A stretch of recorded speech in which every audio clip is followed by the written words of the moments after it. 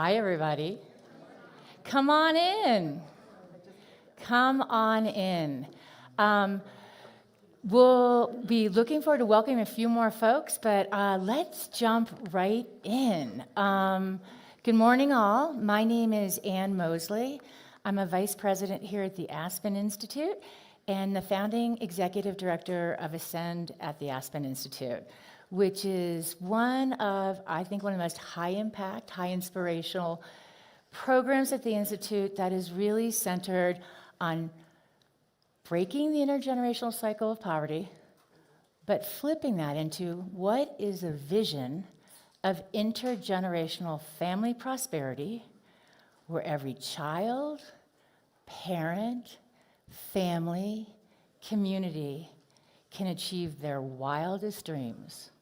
Because we know that our country, our communities are only as healthy as our children, our mothers, our families. And so today we're going to have a chance to talk about a conversation really centered around well-being and the power of social capital, connectedness, culture, and community. And we have two phenomenal women leaders here that you have their full bios, but just at a headline level, I've been delighted to introduce Leslie Welch, who is co-founder of Birth Detroit and Birth Justice Equity, which is centered in Detroit, but also part of a national movement, reimagining what healthy, safe birth can look like for Black mothers and birthing people, Black, Brown, Indigenous. She is a health strategist, an entrepreneur, a dreamer, and a builder. She's also an Aspen Institute Ascend Fellow. Grace Batidas is a new friend. We're delighted to have her here at the Aspen Institute. She's already family. She was recently named editor-in-chief of Parents. 100 years ago, it was founded. What have we learned around parenting? Her leadership is really exciting as the first Latina editor, first woman of color. You might have seen her work or her on Good Morning America, The Today Show, CBS Morning, or in the New York Times. But both of these women are really going to be talking with us a little bit more about their work and what does family well-being, social capital, and connectedness, how can that come together in new ways? So one grounding thing I'd like to just think when we think about well-being, don't know what that means to all of you. If we went to the dictionary, they'd say it's about comfort, contentment, prosperity. But if we think about, I wanted to just pull up and think about the definition as defined by the World Health Organization, which is really focused on how are all individuals and societies able to lead a meaningful, purposeful life of joy and sense of connection. And when we talk about social capital, which is also really about our trusted relationships, networks, kind of that human capital and social ties that propel us forward and hold us, we also want to make sure we're thinking about the conditions that define that, whether they're supporting that and growing that or perhaps breaking it. And they're social, they're economic, they're environmental, and they're intentional.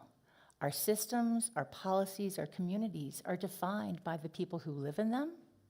And one of the things that Ascend at the Aspen Institute, which got started, 14 years ago at the Aspen Institute, it's kind of a little flashback here. We started with the North Star of really that intergenerational cycle of opportunity, putting families at the center, thinking through a two-generation lens, really children and parents, and children and adults in their lives, because all families are defined by how they define them. Sort of that Leave It to Beaver stuff. It's just a different world, and seeing all families as they see themselves, and same with communities, that's been, and it's the future. And so, I look forward to just opening up this conversation in a moment with Leslie and Grace. We're going to have time for some questions and conversations, because I know a lot of you are working on how to build social capital and connectedness in the work you're doing so that all people are able to thrive. And so just with no further ado, let's really jump in. I will say we are taping this because you all are the hardy, loyal ones here at 8 a.m. And so let us kick off our Ideas Festival. So it is 20 years in, but this is going to be the best one and the best start, because you understand connection, community, and social capital is going to define your experience here, but also who you are and the work you go home, because leadership lies in all of us. And so kind of kicking this off, if I may, I'm going to go first to you, Leslie, to just share a little bit more about your work. I've tracked it closely. I think it's some of the most exciting work happening in our country when we think about reimagining health, the healthcare system, in fundamental new ways. Share a little bit about that and what, how your deliberate ways to build in culture and wisdom and social connection. Leslie, good morning. Thank you. Good morning. And thank you for having me here. Thank you all for being here so early. I characterize my work in the world as work to make our communities stronger, healthier, and more free. And that starts with birth. And I am not a midwife, but to steal a term from a colleague of mine who's an academic, I'm a midwife enthusiast. And I really believe as a public health professional that midwifery and birth centers have the power and potential to change the trajectory that we're on when we think about birth in this country. And so right now, I am president and co-founder of Birth Detroit. We're building what will be Detroit's first freestanding birth center in the city, and the first Black midwife-led birth center of its kind in our state. And yes, thank you. I'm so proud of it. I have 3 amazing co-founders, and it is unique for a lot of reasons, but a quick few. It's a nonprofit. It is founded to really ensure that everybody has access regardless of ability to pay. And we have a business plan or economic model to support the center while the world catches up with reimbursement and equity for midwives. And then my national work is with Birth Center Equity, co-founded with Nashira Burrell, and its focus is growing and sustaining birth centers led by Black, Indigenous, and people of color across the country. We're a very small number, so when we think about access to birth centers, there are probably maybe 20 out of 400 birth centers in this country that are actually led by and serving communities of color today, and we can do better. We all deserve access to all safe birth options, and that is what I'm working toward. Thank you, Leslie. So Grace, love to hear when you said yes to becoming editor-in-chief of Parents, and both your vision for Parents, big picture, but then also Familia, which is a new initiative that's really central to the future and the current of Parents, to share a little bit about your work and connections. So when I became editor-in-chief of Parents, I was very acutely aware that there had not been an editor-in-chief of color for the brand's nearly 100-year history, as you said. And I was just boggled. How is that possible? Especially when most of the children being born are multi-ethnic and multi-racial. So I quickly said, yes, I'll do it. I'll be the first. And as you mentioned, we are about to turn 100 in 2026.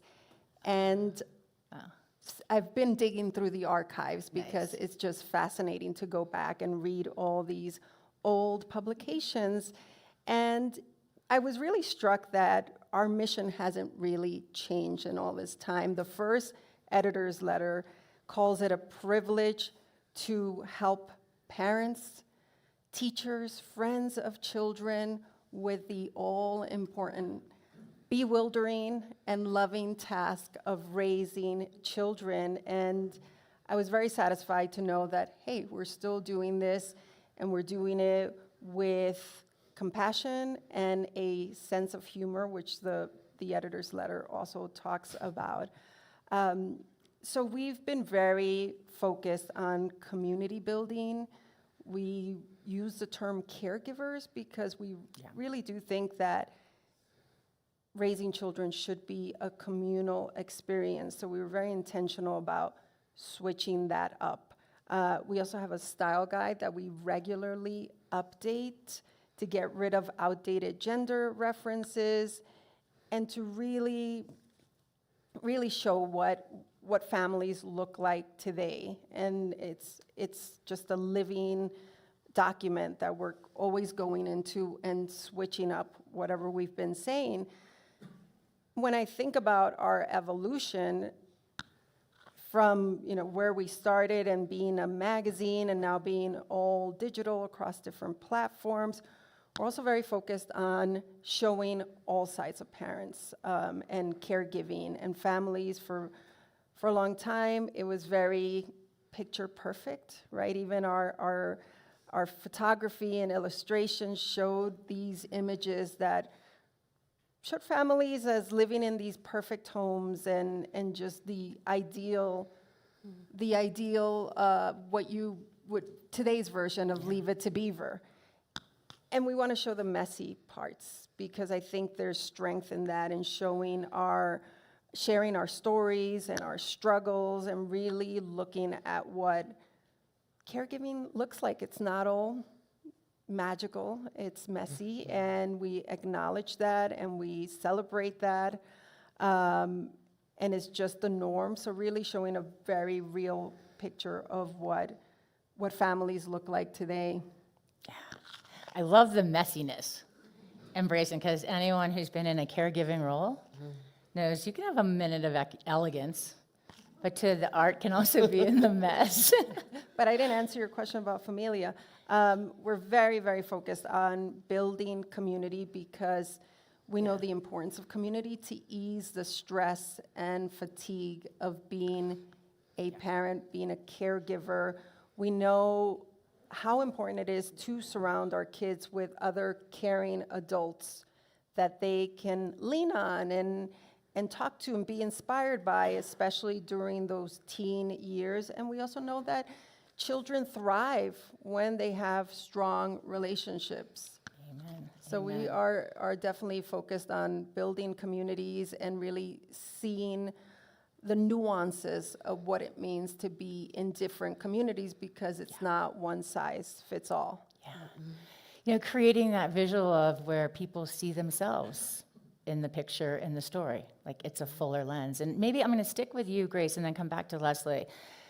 When we both think about kind of the importance of leadership, who is sort of helping to hold the conversation? Or like, what are the questions, how it's framed? I'm curious, Leslie, you brought like our world, we have a pluralistic, diverse world, and that's a great strength. It was in 2013 that the majority of children born in the United States were no longer white and Caucasian. Like, we are a pluralistic, beautiful, diverse country. And like flipping the script to bring out that magic, what caregiving and parenting and families look like.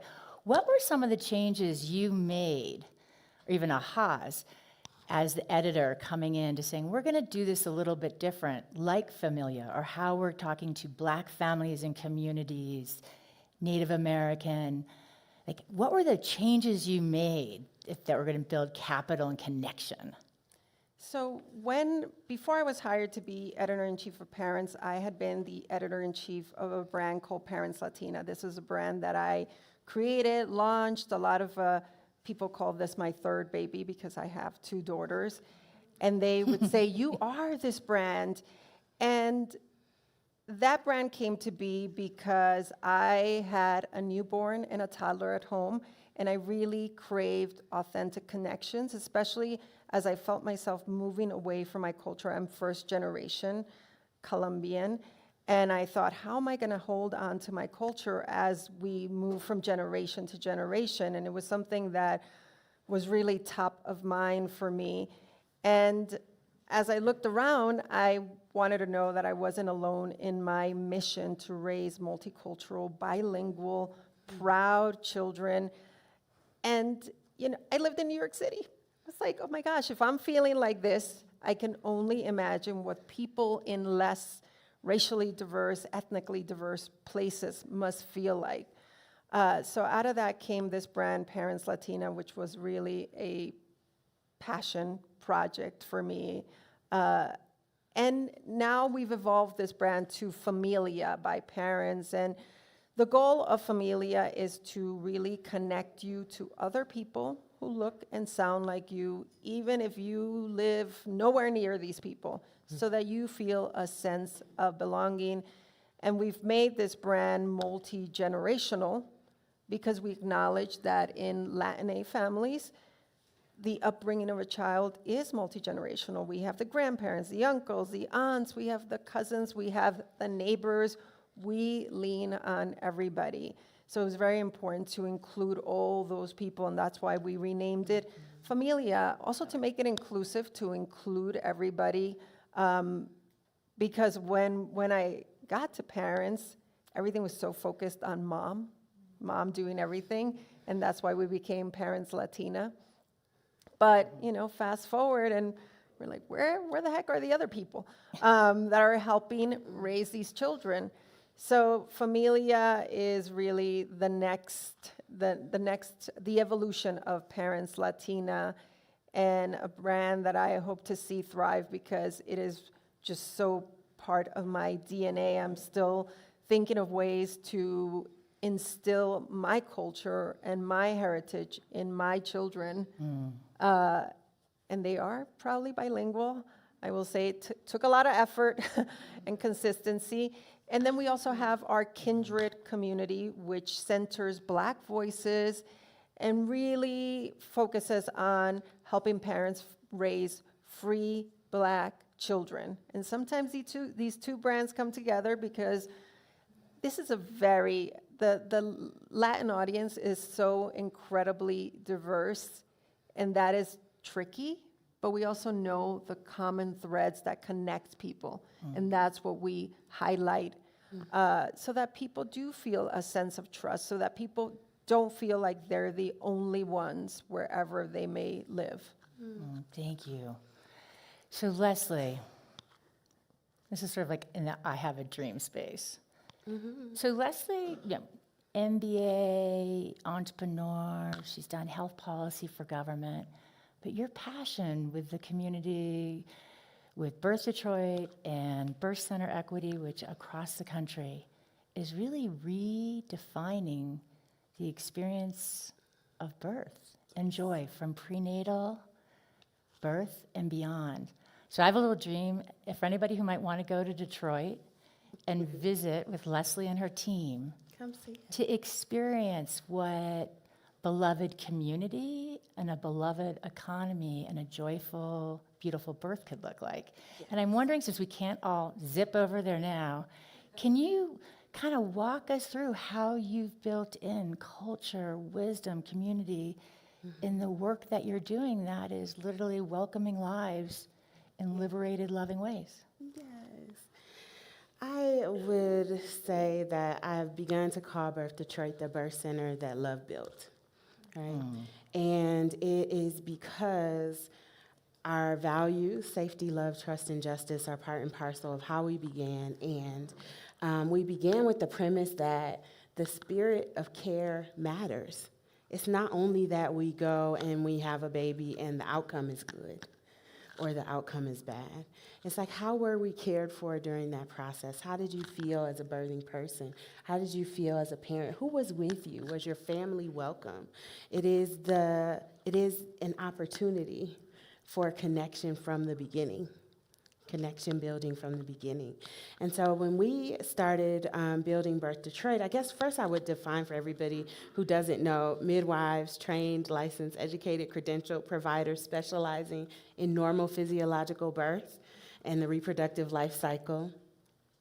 Community birth centers, we define freestanding, home-like places where prenatal care, birth, postpartum care is provided by midwives representative of the communities the birth center calls home. And so Birth Detroit for us was founded by myself, Charlie Snow, Nicole White, Alondra Farr, 4 folks with 4 different backgrounds, 2 midwives on the team, myself with my background in strategy and fundraising, a doula, and 4 four wells and wealths of relationship and capital building to bring to bear on doing that work. And so we started with not only saying we think that a birth center is a good idea for our community to change the culture of birth and improve the birth outcomes we say we all care about, but we asked our community and the leaders in our community, do you also think this is a good idea? So we did stakeholder interviews, we did community surveys, we did Launch and Learn, where we shared back what we heard. Midwife mentor Jenny Joseph is in the audience and helped us quite a bit with all of those things. And we were very intentional about wanting to build a birth center that reflected what our community wanted. And the first thing we learned is that our community didn't want to wait X number of years till we raised all the money to open a beautiful state-of-the-art birth center before care changed. And so we opened our first neighborhood-based midwifery clinic in 2020. And I would say that the care differs in that you walk in and our midwives know your name. You walk in and our midwives know your children's names and they're welcome at the appointment. They can listen to the baby, they can see the ultrasound, partners are welcome, and it's not only a name, there's space for them. They feel it, they know it, and you are supported in, caring for yourself physically, emotionally, nutritionally, and connecting to your baby from the very beginning, and connecting to a community who you know loves and supports you, which for a lot of us who have had babies in the room, our medicalized birth experiences can be quite different. And it can be quite isolating from the very beginning, from when the baby's born, you just feel so alone and just forgotten about. So that's beautiful. Yeah. The intentional, inclusive, interconnected ways versus isolation or fragmentation. So I want to ask one quick question and then bring in the audience because it always goes super quickly in the morning. But we're always learning from those around us in our communities. And I'm curious if there is a kind of a wisdom or advice you got from someone in your social network that really kind of shifted your leadership or how you approach these issues. If there was someone in your journey that, out of your community, that, piece of advice that has always stuck with you. I don't know if it's necessarily a piece of advice, but I always, throughout my journey as a parenting editor, I always think about my mom, who was a single mother, immigrant, and she didn't really have a lot of resources and opportunities. So when it came to asking for help, there was no shame in that because there were no other options. It was a necessity. And I think about the neighbors and friends around us who were also leaned in to problem solve. Yeah. They helped each other. And I take a lot of strength from that when I think of myself as being overwhelmed or just tired. And remind myself it's okay to ask for help because I saw firsthand how the very idea of community resilience revolved around these relationships. Beautiful. So in everything that I do, I think about my mom, I think about single parents, and just being more open to having those connections and building those connections. Yeah. Is there an insight that sticks with you? Thanks, Grace. I think what sticks with me, and I'll share my prayer every day, is that may I be the leader that my great-great-grandchildren need me to be, and the mom that my children need me to be today. And it gives me a certain audacity and courage about how I approach the work that we are doing in birth because my goal is not just to build a birth center in Detroit and help 40 other communities build theirs. My goal is to change birth culture for the long game in our country because medicalized birth culture, the way it exists today, is not working well for any of us. And if we are willing to admit that and to really look at how we integrate midwives into our system and work collaboratively and approach birth like it's not a medical emergency, right? And have it once again be community held and be social and be connective and be loving, then we can improve all the outcomes we say we care about. And to be born in a room full of love will change the way our children see themselves and our parents see their futures. Beautiful, beautiful. I just met Leslie, but I love her already. I love that you're thinking about that narrative that is going to carry on after you're somewhere else in the big disco in the sky. Yes, So we got I love it. Well, let's bring in from the audience, if we've got time for a couple of questions, and we are taping, so if anybody has a question or please just introduce yourself and keep it a little tight. And we'll start with Melissa, who will role model, and then we'll kind of go around so we can get as many questions as possible. Melissa. Sure. So you spend a lot of time. And who are you, Melissa? Besides Melissa, my friend. My name is Melissa Bradley, friend of Ann's. No, stop. Really reimagining impact investing in equity and equity. Yes, And but a more bit more. importantly, a parent of 6 kids.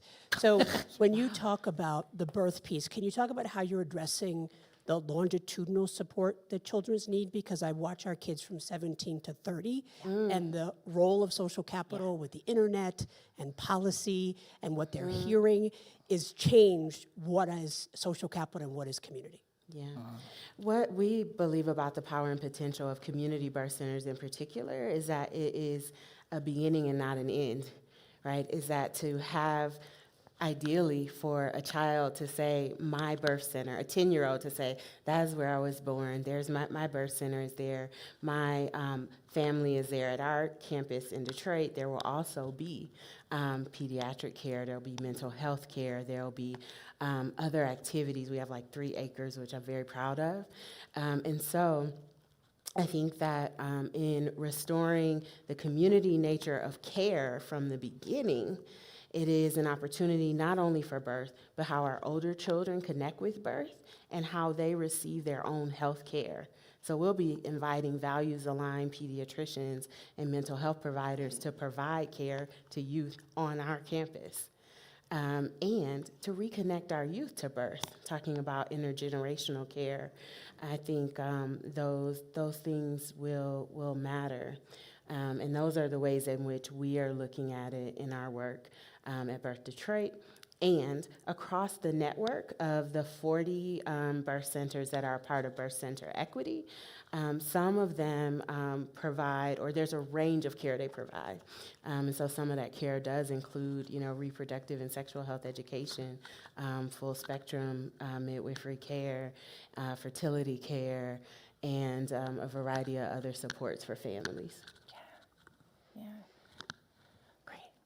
And while we're going to the mic, I think, also, Melissa, I love you bringing in the 17 to 30, because when we even think about like how our higher ed institutions are constructed or workforce pathways, there's a whole different ways to think about careers and purpose. And I think one thing, essence of this is there's no going it alone if we're going to build something we don't yet have. Sir. I'm Chris Walker, and we certainly don't live in a leave it to beaver world anymore. If people even understand the cultural reference. But I'm curious about caregivers and how that's been challenged the last couple decades with the growing number of single-parent homes, which has become a higher and higher issue in our society. So I'd be curious about how you see caregivers' role are different today than it was before. Thank you. Grace, you want to kick off? So can you just repeat the question? So how caregiving has Changed with the times with single-parent households where there's no mom and dad or the cleavers aren't together anymore. So a lot of children, it's a high percentage, grew up in single-parent homes, either the mother or the father take care of the child. And I'm certain that causes more challenges to caregivers as far as community and the like. So things have changed a lot for caregivers, I assume, just based on that. When we think about single parent homes, I think there's this narrative around it that we all kind of just immediately go to. They are alone and they have no one, they have no support, and these children are struggling.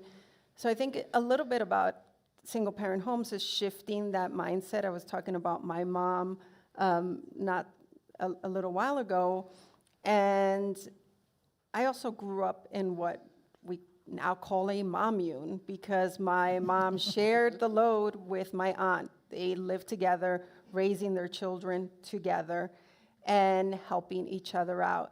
So when we think about single mom or single dad or single parent homes, I think we have to think that perhaps there is a community there, because they are being very intentional about building that community because they need it. Again, it's not an option. They can't just go at it alone. So they have to be very intentional about finding their people. And I talked to my barista, a guy across the street who's a single dad. And he leans on his neighbor to take care of his daughter when he has to work. He has friends in our neighborhood who pitch in. And I feel like I'm part of his community, just those conversations that we've had. I'm a relatively new coffee drinker, but I am very enthusiastic about it. So I go there often. But we've established a relationship where I feel like I'm now part of your community, and let's chat and let's be friends. And I think that's what single parents need to do and are very much focused on doing, because they don't have that other person that we traditionally think of to lean on necessarily. Can I just offer to quickly? I think there's an opportunity in that question around, not only how we look at single parents and how we support them, but also how we look at families in general and how they're created and constructed. So my family's a two-mommy family, 2 children, and benefited from amazing intergenerational support from the beginning. Like, my kids never went to daycare because my mother-in-law was retired, and they went to grandmommy care, and their great-grandmommy was there, and all of the things, right? But my sister-in-law, who is a single mom by choice, also has that same thing, right? So there was this amazing family support for her as a single mom and for us as partnered parents. But I think the opportunity there is, how do we support, right, our families, whatever they look like, and however they're created, with the best possible support from beginning to end. Yeah, and it's a really important question, and I think just jumping from Leslie's point and double-clicking, it's a great one to just, how we've defined what's traditional. I don't want to be mean to the Cleavers. I'm sure they're lovely people. We've never been just the Cleavers. And really, the diversity of families and aunties and just how any family or community defines themselves, and then our systems and our worlds wrap around that. Literally. And our care systems we create. That we create, and when they do, and when they don't. When you're in the hospital, bring the family in, or just different ways to look at the strength in the stories. And I just think it's also one where at Ascend we do a lot of work, whether it might be mother-focused, family-focused, but also fathers. We've had historical and current policies that really divide the family versus incentivizing bringing them together. And so that's one, even when we think about, higher ed, college degree and beyond, so important. We don't think about the 20% of those students, which is actually higher if you're in community colleges and those that are really in the economic and social mobility, that are also parenting, caregiving, while also in school or in job training, new careers. It's just, this is a really mindset shift moment. So love your question. I think we had 2 questions over here, and we'll keep popping through. Hi, I'm Leslie Reed with Western Governors University, and we think about this a lot every day. We serve primarily adult working learners from underserved communities across the country and looking to do that at scale. And one of the things that we think about, we have a mentor that comes alongside students at the beginning, and we're looking to go upstream to the community of care that our students receive or don't receive, to give them the success along the way. So I see what you're doing as just being absolutely beautiful. My question kind of surrounds this idea of what we're seeing globally with this economic or the population decline that's pretty significant now. And some of the solutions that I see governments saying is we're going to do pamphlets and we're going to talk to people about how they need to have children. It's kind of like the just say no to drugs, as good as that may have been. You're talking to the part of your brain that doesn't do drugs. Just say no. So I'm curious what your perspective is around this kind of community component being something that has long-term capabilities for scale to help solve sort of global issues. That's a question there. For midwifery and birth centers in particular, I think it is already working that way in a lot of places. I would, in some sense, say the United States would be a bit new to embrace midwifery and birth centers at scale in the way that we need to. Yes to your question that I think the opportunity is broader. So for birth center equity, we have our 40 birth centers here, but it also includes birth center in Puerto Rico, U.S. territory. It also includes some partnerships that are being formed with birth center leaders across the diaspora. And so we are gearing up in a way to support other midwives outside of the U.S. When we have the capacity ourselves built to do so, because again, from a public health perspective, all the evidence we have about the midwifery model of care and how and why it works, there's no reason why we shouldn't be investing there. There's no reason why we shouldn't be building infrastructure there and making it possible for other folks to do the same. Okay, we're getting close to time. Let's do, if we can do maybe just quick 1, 2, and then over here, and then maybe if you just go, and then we'll see short questions, because I'm thinking maybe if we do go, just go. I'm always trying to put it in there. No worries, I'll be quick. I think you said some really core things about care as a core design tenet that really should also be implicate like everywhere. It should be everywhere. One of the things that's coming up for me is I don't think there is any issue more critical in this time than weaving our social fabric, social cohesion, social infrastructure. It is the core issue that everyone should be concerned with to respond to anything else. That said, I would be interested if you all have any feedback for us of things we could leave here with and go back to our communities to continue to spur our own repair work around social fabric and social weaving, because I think it's going to take all of us to do what we can in our own spheres of influence for it to spread, but we all have to be intentional about our interdependence and communal needs. That is actually what we're going to close with. So we're going to put a pause on that for a second and go, if we can, brilliant, and go right here. Thank you. I'm going to be real quick.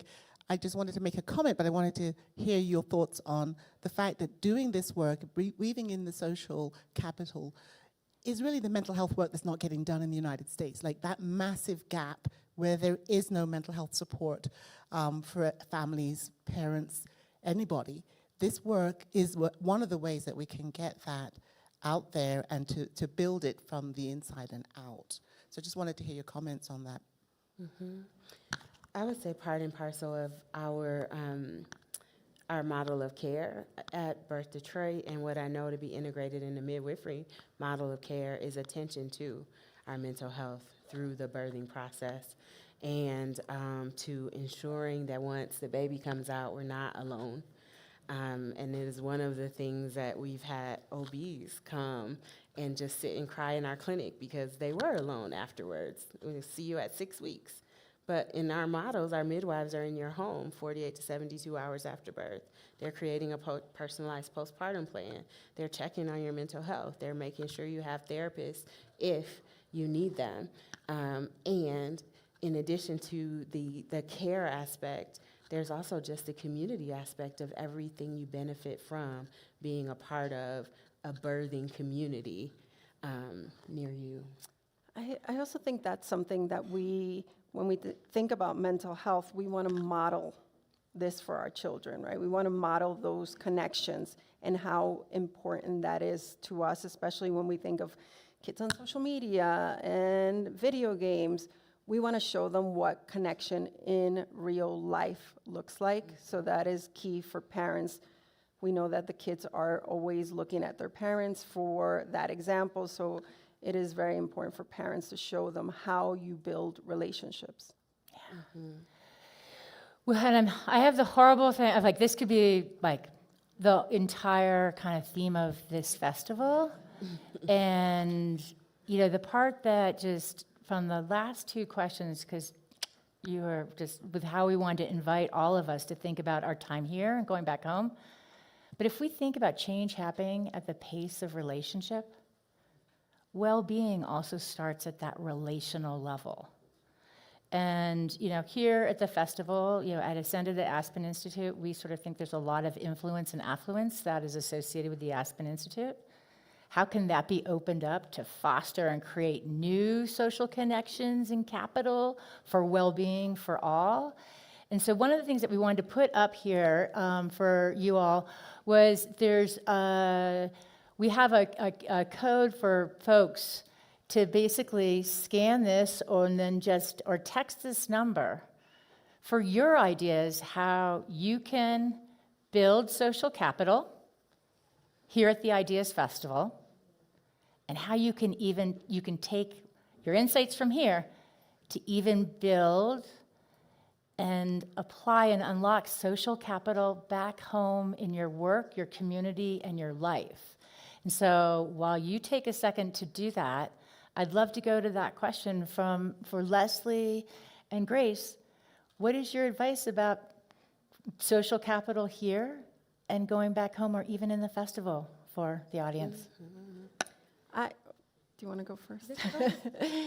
I would say simplicity is key. There should be no expectations or requirements when it comes to building social capital. And one of the simplest things that we can all do is cultivate empathy for one another and really listen to each other and our different perspectives and feelings, and be willing to share our stories and our struggles, because when we do that, we build connection, and it happens quicker than you think. But it's being authentic and being open, and empathy goes a long way. Thanks, Grace.